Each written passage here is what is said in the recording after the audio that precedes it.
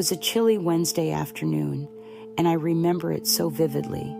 I had been having trouble with the sink in my kitchen for a few weeks.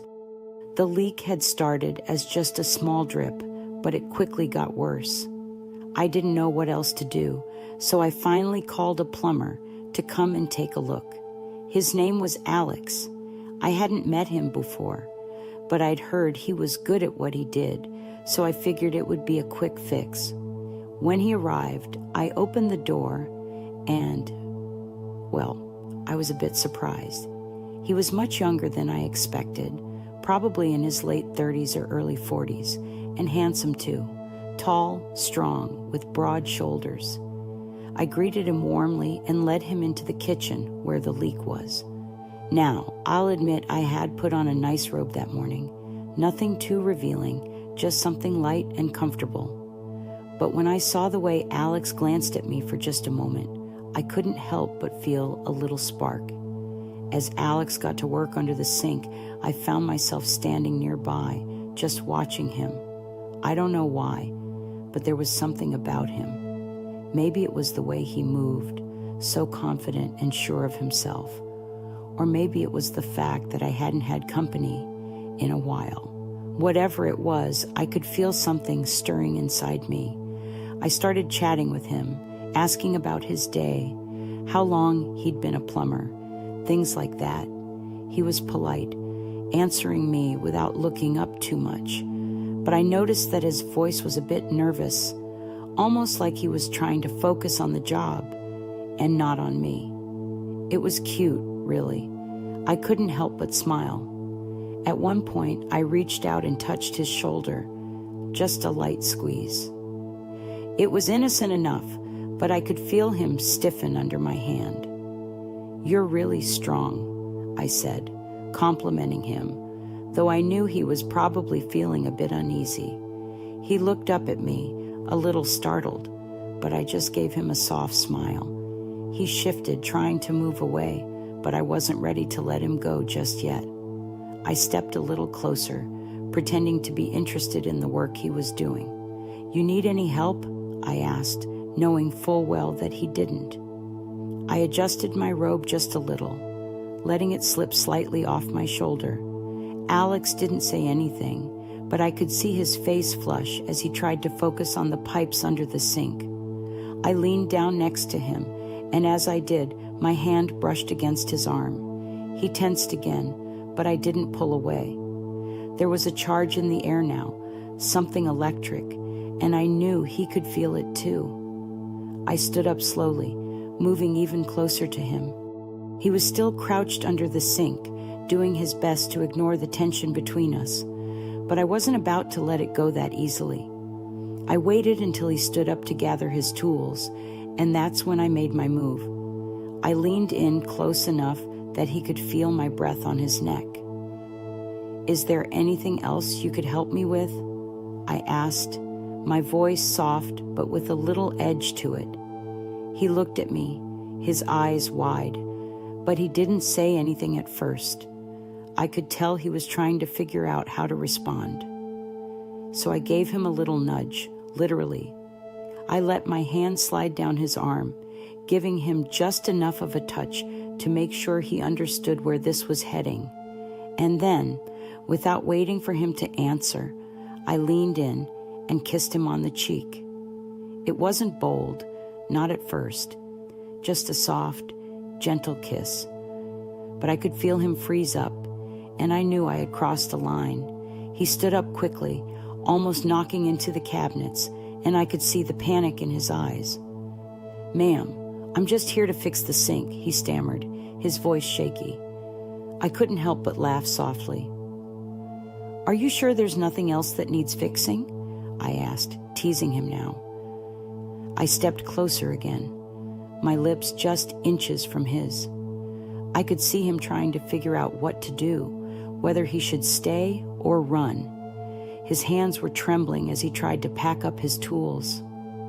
"There's something else you could take care of for me," I whispered, leaning in like I was about to kiss him again. But before I could, he took a step back, his hands up in front of him like he was trying to ward me off. "I can't," he said, shaking his head.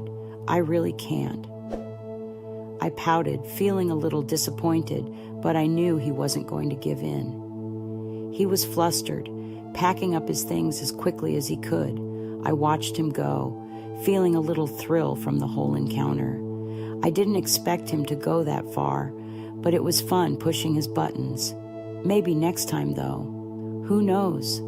I let him go that day, but there was something about the way he left. It wasn't just the awkwardness. There was a tension that hung in the air, and I knew that while Alex had said no, it wasn't because he wasn't interested. It was like he was holding himself back, caught between doing the right thing and giving in. I could see it in his eyes, the way he hesitated before leaving, like he wanted to stay, but didn't trust himself to handle the situation. Days went by, and I couldn't stop thinking about it. Every time I walked past the sink, I remembered how flustered he got when I touched his arm, the way his breathing changed when I kissed him on the cheek. It was exciting. It had been a long time since I had felt something like that with anyone, especially someone younger. And to be honest, I didn't think I'd ever see him again. I figured he probably told himself he wouldn't come back after what happened. But then, about a week later, my phone rang. I didn't recognize the number, but when I answered it, it was Alex. "Hey, this is Alex the plumber. I was just calling to check if everything's okay with the sink. Did the fix hold up?" His voice was polite, professional even, but I could hear the slight tremble beneath it. I smiled to myself. "Oh, Alex, how nice of you to call," I said, trying to keep my tone casual, though I knew exactly where this could go. "You know, funny you should ask. The sink is fine, but there's another issue in the bathroom. I was hoping you could take a look at it. It's probably nothing major, but I wouldn't feel right if I didn't have a professional check it out." There was a pause on the other end of the line.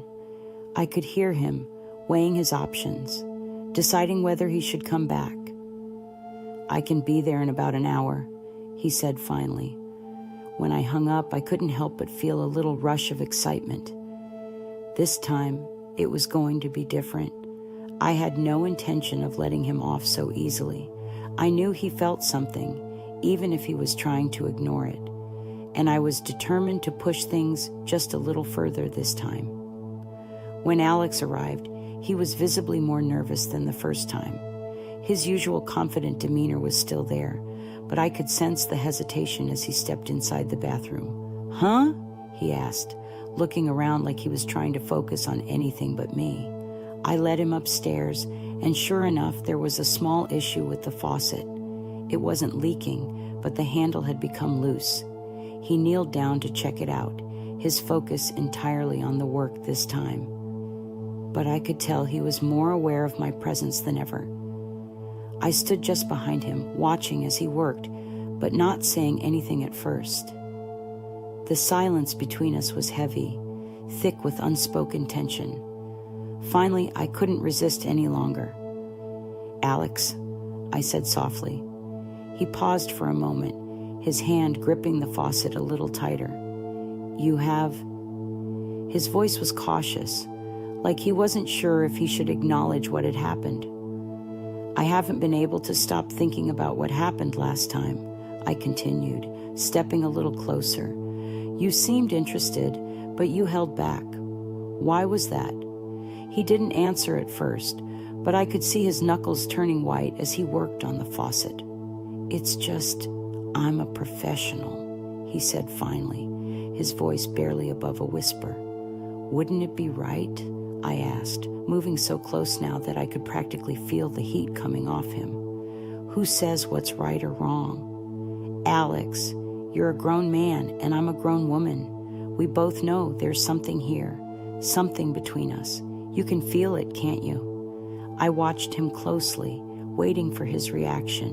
His breathing had quickened and his hands shook slightly as he finished tightening the handle on the faucet. He stood up, turning to face me, and I could see the conflict in his eyes. He was trying so hard to stay professional, to keep that distance between us, but I knew he was struggling. "You don't have to fight it," I whispered, stepping even closer, my hand lightly brushing against his chest. I could feel his heartbeat racing under my fingertips. "No one has to know," he replied, his voice low and intense. "It's just you and me here." He looked down at me, his jaw clenched, and for a moment I thought he might actually turn and leave again. But then, without warning, he reached out and grabbed my arm, pulling me towards him. It wasn't rough, but it was firm, and the suddenness of it took me by surprise. His face was inches from mine now, his breath warm against my skin. "Margaret," he said, his voice low and intense, "this isn't a game." "I never said it was," I replied, my lips curling into a smile. I could feel the tension between us crackling like electricity. But it doesn't have to be complicated either. Sometimes you just need to let go. He hesitated for just a second longer, but then, without another word, he leaned down and kissed me. It wasn't the hesitant peck on the cheek from last time. This was different. It was deep, passionate, like all the restraint he'd been holding on to had finally snapped. I kissed him back, my arms wrapping around his neck, pulling him closer. For a few moments, the rest of the world seemed to disappear. There was only Alex, his hands gripping my waist, his lips on mine, and the heat between us that had been simmering for days. When we finally pulled apart, we were both breathing hard, and I could see in his eyes that there was no going back now. "What now?" he asked, his voice barely above a whisper. I smiled and stepped back just enough to give him some space, but not too far. "I think you know the answer to that, Alex. We've already crossed the line. Why stop now?" He didn't say anything. He didn't need to. With one last glance at the door, he reached for me again, and this time there was no hesitation, no second thoughts. This time we were both fully in it, and neither of us was turning back. And let me tell you, the rest of that afternoon was, well, let's just say the bathroom wasn't the only thing that got fixed that day. That afternoon was something I hadn't experienced in a long time. As soon as Alex kissed me, all the tension, all the unspoken desire between us exploded into something neither of us could stop. He pulled me close, his hands tracing my back as his lips pressed against mine, more confident now, more intense. I could feel the weight of everything he had been holding back. We didn't even make it out of the bathroom at first. He pushed me gently up against the wall, his hands everywhere, my shoulders, my waist, my hips. His touch was firm, but still respectful, like he was letting go of control, but didn't want to overstep. But I didn't mind. I didn't want him to hold back anymore. I wanted this just as much as he did. His lips moved from my mouth to my neck, and I let out a soft gasp. He paused, like he was checking to make sure I was okay with everything that was happening. When I didn't stop him, he continued, his kisses becoming more urgent, more needy. It was like all the time he'd spent denying this moment had built up into something neither of us could resist. But eventually, we did have to stop, if only to catch our breath. We stood there, pressed together, both of us panting like we had just run a marathon. His forehead rested against mine, and for a second, we were both silent, just taking in what had happened. "I've never done anything like this," Alex murmured, his voice low and husky. "I shouldn't have."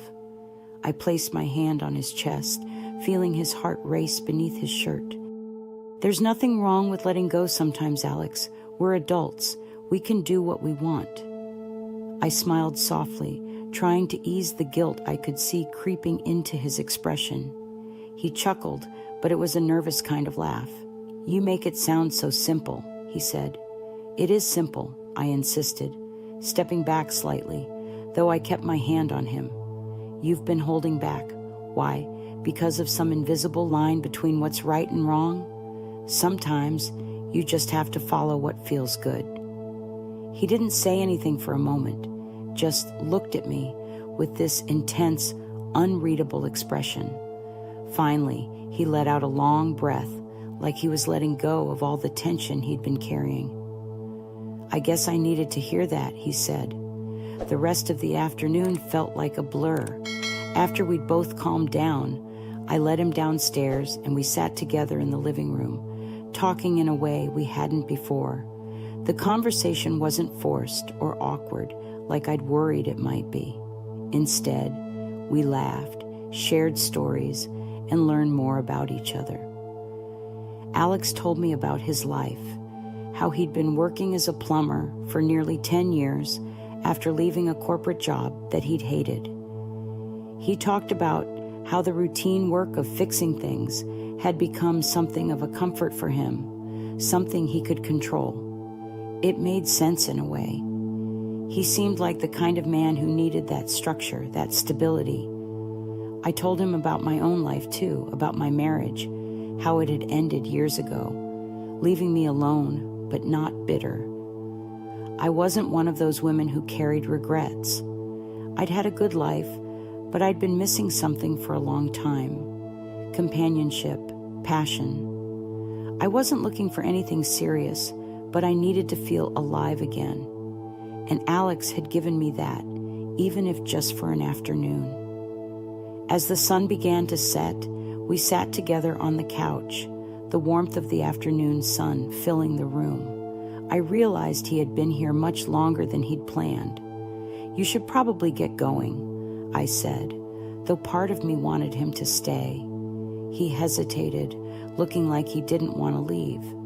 Yeah, I guess I should, but I don't want this to end awkwardly. I don't want you to think I was just...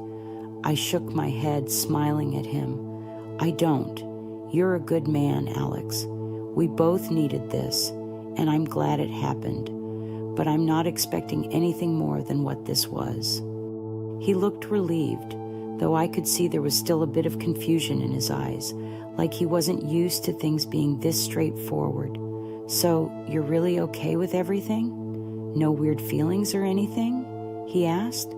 I laughed softly. No, Alex, no weird feelings. It was just one of those moments. No strings, no pressure. He nodded slowly, as if trying to process the simplicity of it all. Okay, he said after a long pause. I guess I'll see you around. Maybe, I said, teasing him a little. If my sink break, and again, you'll be the first one I call. That made him smile, and he stood up, grabbing his tools and slinging his bag over his shoulder. But before he left, he turned back to me one last time. Margaret, I don't regret it. I just want you to know that I don't either, I replied softly, watching as he opened the door, and just like that, he was gone. I sat there for a while after he left, thinking about what had happened. It was one of those rare moments in life where everything lined up perfectly. No guilt, no shame, just two people letting go of their inhibitions for a little while. In the days that followed, I thought about him occasionally, but I knew that what we had shared was a one-time thing, a fleeting moment of pleasure. And that was okay. Sometimes that's all you need. I wondered if he thought about me too, but I didn't call him back. I didn't need to. That afternoon had been exactly what it was meant to be. A moment of escape, a reminder that I was still very much alive, still capable of feeling excitement, desire, and spontaneity. And as for Alex, I hope he left feeling the same. Sometimes all it takes is one unexpected connection to make you realize that life doesn't have to be lived within the lines. Maybe he went back to his routine, fixing pipes and working through his days like he always had. Or maybe, just maybe, That afternoon gave him a little something extra, a new way of seeing things, a way of letting go when the moment was right. Whatever the case, I wouldn't forget him. And who knows? Maybe the next time something breaks in this house, I'll call him. Or maybe I'll just let fate decide. But for now, I'll cherish that little adventure for what it was. Something unexpected, something beautiful, and something that reminded me, even at 64, that life is still full of surprises.